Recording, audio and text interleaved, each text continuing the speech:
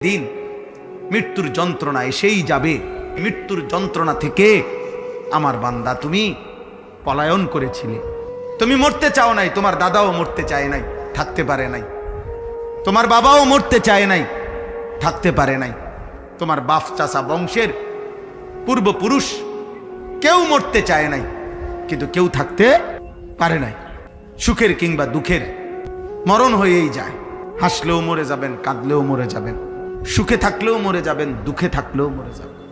প্রিয় নওজোয়ান, রং তামাশার এই হায়াত তুমি যদি একটা সেজদাও না দাও তবুও তুমি মরে যাবা।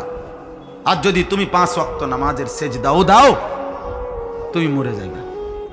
আমল করতে করতে তুমি যদি আব্দুল কাদের জিলানিও হও তবুও মৃত্যু হবে।